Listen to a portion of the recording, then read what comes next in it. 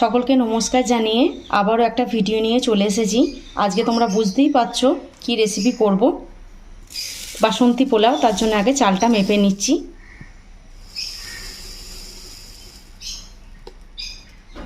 এই কাপের মেপেই আমি নিচ্ছি।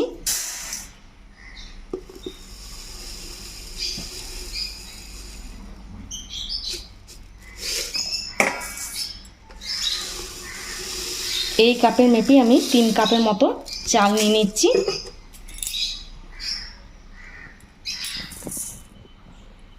চালটাকে ভালো করে আগে ধুয়ে নেব।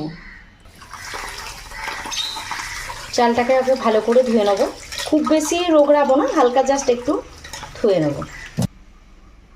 চালটাকে আমি মোটামুটি 2 বার হালকা করে ধুয়ে নিয়েছি। বেশি রোগড়ে ধুলে না গোবিন্দভোগ চালের যে সেন্টটা সেটা চলে যাবে। এরপরে তোমরা স্ট্রেনারেও ছেঁকে নিতে পারো, জল ঝরিয়ে নিতে পারো, কিন্তু আমার নেই, তাই আমি এখানে একটা থালা রেখেছি। থালার উপর একটা পেপার পেতে দিয়েছি। এরপরে চালটা এখানে দিয়ে দেবো, যাতে চালের যে এক্সট্রা জলটা আছে সেটা এই পেপারের মধ্যে টেনে নেবে।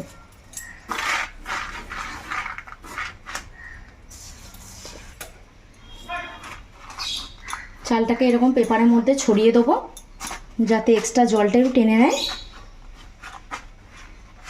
এরকম করে 10 মিনিট রেখে দেবো। 10 মিনিট পর আবার ফিরে আসছি। 10 মিনিট পর চলে এসেছি।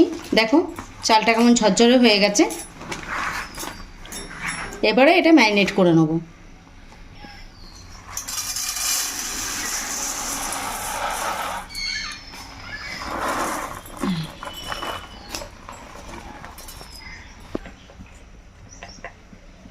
প্রথমে দিয়ে দিচ্ছি 1 চামচ হলুদ গুঁড়ো, সামান্য আদা বাটা, সামান্য গরম মশলা গুঁড়ো, আর সব শেষে দিয়ে দিচ্ছি ঘি।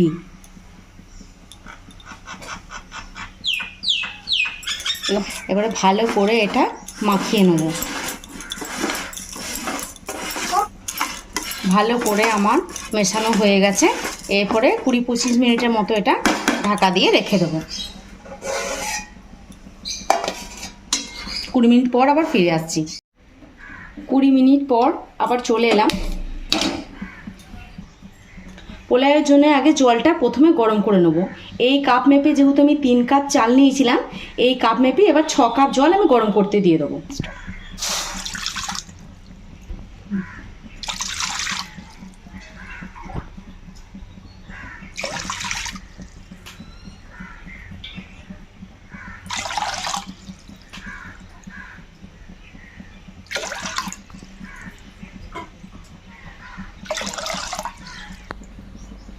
কড়াই গরম হয়ে গেছে। এবার পরিমাণ মতো ঘি দিয়ে দিচ্ছি। এরপরে কাজু আর কিশমিশগুলো একটু ঘির মতো ভেজে নেব।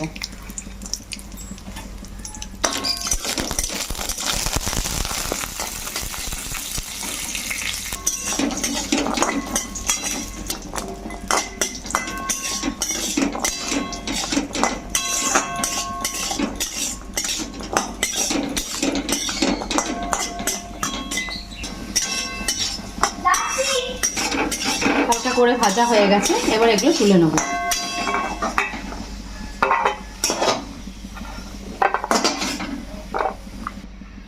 ওই ঘিয়ের মধ্যেই আমি আর একটু পরিমাণে ঘি দিয়ে দিচ্ছি। একটা তেজপাতা,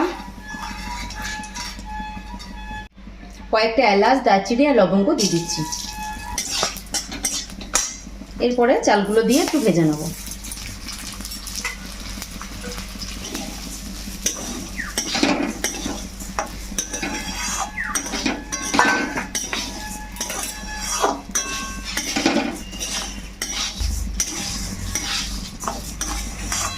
চালটাকে কম আঁচে ভালো করে ভেজে নিতে হবে।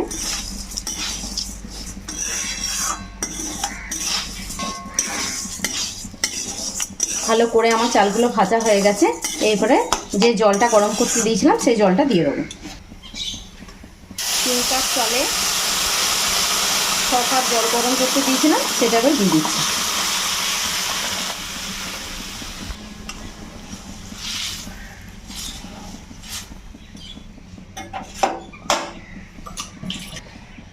পরিমাণ মতো লবণ দিয়ে দিচ্ছি, তোমরা চাইলে ম্যারিনেট করার সময় দিতে পারো।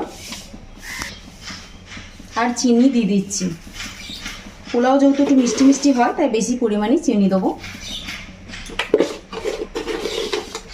3 চামচের মতো চিনি দিয়ে দিলাম। ভালো করে মিশিয়ে 5 মিনিট হতে দেবো। 5 মিনিট পর চলে এলাম, দেখো প্রায় হয়েই এসেছে। এবার কাজু আর কিশমিশটা দিয়ে দিচ্ছি।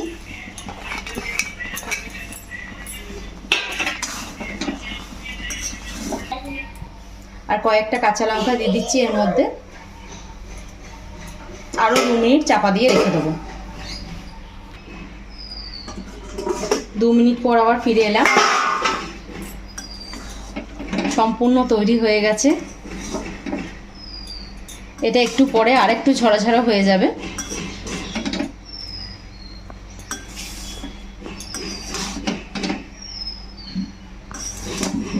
আরও একটু 5 মিনিট থাকলে ছড়া ছড়া হয়ে যাবে।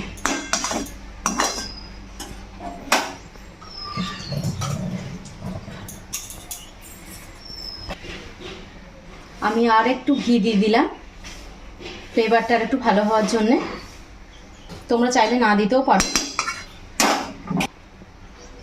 আর এটা অপশনাল একদম, কয়েকটা স্যাফরন একটু ছড়িয়ে দিলাম।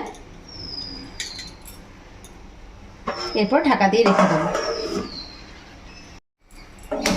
পোলাও তো হয়ে গেছে। পোলাওয়ের সঙ্গে বানাবো চিকেন কষা, তার জন্য প্রথমে কড়াই চাপিয়ে দিলাম। আর 800 গ্রামের মতো মাংস নিয়েছি, শুধু আমি লেবু দিয়ে মাখিয়ে রেখে দিয়েছি। আর চিকেন করার জন্য, কষা করার জন্য 4টে মতো পেঁয়াজ, 2টো বড় সাইজের টমেটো, একটু রসুন বাটা আর কয়েকটা কাঁচা লঙ্কা কুচিয়ে নিয়েছি। কড়াই গরম হয়ে গেছে, এবার পরিমাণ মতো সর্ষের তেল দিয়ে দিচ্ছি। বড় চামচে 3 চামচ তেল দিয়ে দিলাম। জিরে দিয়ে দিলাম, 2টো এলাচ আর একটা বড় এলাচ দিয়ে দিচ্ছি। একটা শুকনো লঙ্কা দিয়ে দিচ্ছি। এরপরে পেঁয়াজগুলো দিয়ে দিচ্ছি।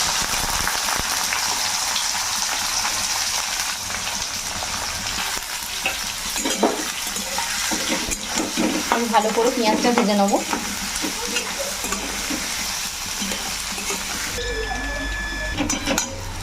পেঁয়াজটা অনেকটাই ভাজা হয়ে এসেছে, এবার রসুন বাটাটা দিয়ে দিলাম। এবার রসুন বাটাটাকেও ভালো করে ভেজে নেব।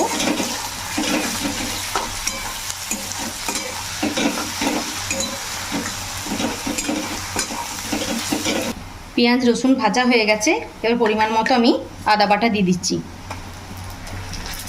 বড় চামচের 1 চামচ আদা বাটা আর একটু সামান্য আদা বাটা আমি দিয়ে দিচ্ছি, 1/2 চামচের মতো।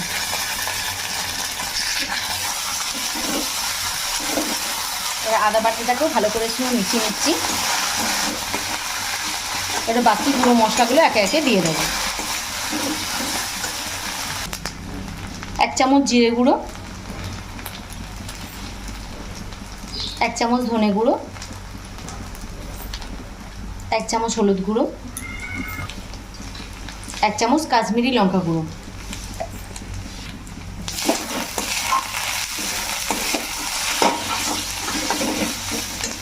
অল্প জল দিয়ে দিলাম। ভালো করে কষিয়ে নেব।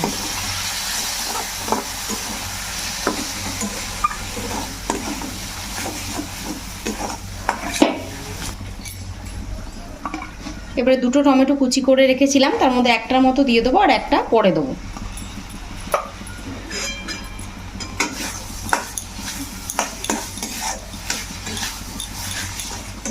এবার সব একসঙ্গে ভালো করে কষা নেব।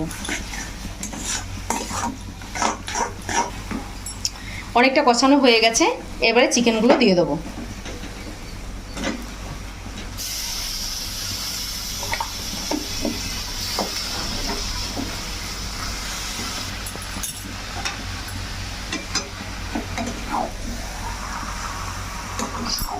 এবারে মাংসটাও ভালো করে কষিয়ে নেব। আজকে আমি মাংসটা কষিয়ে সেদ্ধ করব।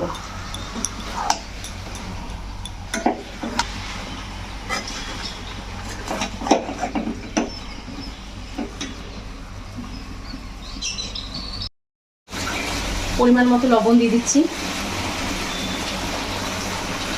আর একটু গোলমরিচ গুঁড়ো দিয়ে দিচ্ছি।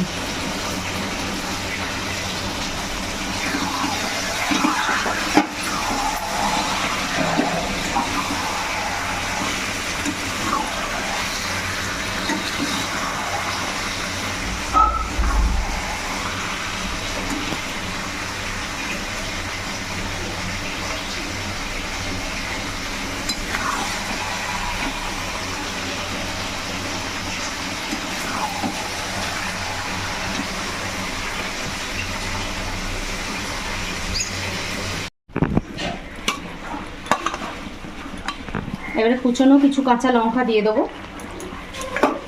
আর বাকি যে টমেটোটা রেখেছিলাম সেটা এরপরে দিয়ে দিচ্ছি।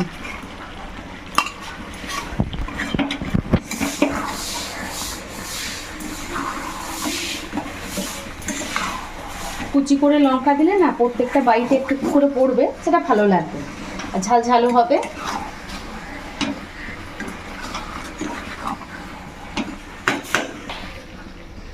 আর এই যে বাজারে যে মশলাটা পাওয়া যায় সেটা একটু দিয়ে দেবো। আমরা তো সবসময় একই মশলা একই চিকেন কারি খেয়ে থাকি, তাই একটু আলাদা করতে মশলাটা দিলাম।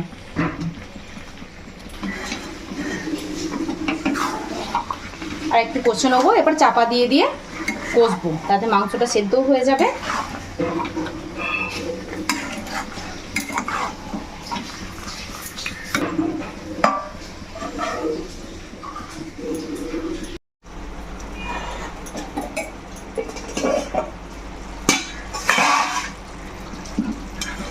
চিকেন কষা তৈরি হয়ে গেছে।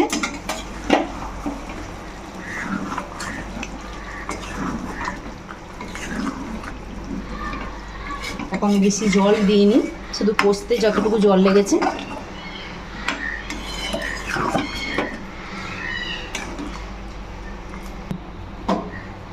সামান্য গরম মশলা দিয়ে দিচ্ছি, আর একটু ধনেপাতা কুচি দিয়ে দিচ্ছি।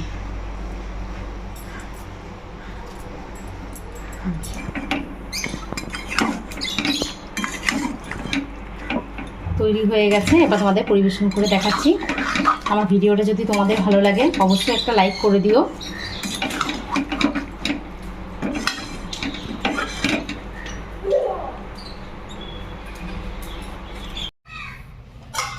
দেখো তোমাদের পরিবেশন করে দেখাচ্ছি। বাসন্তী পোলাওটা দেখো কত সুন্দর ঝরঝরে হয়ে গেছে।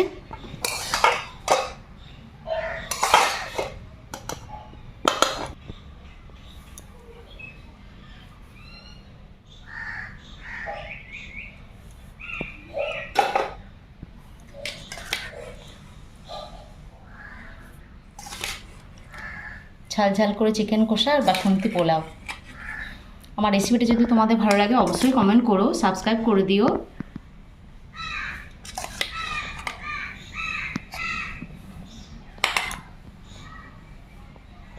তোমাদের অসংখ্য ধন্যবাদ আমার ভিডিওটা দেখার জন্য।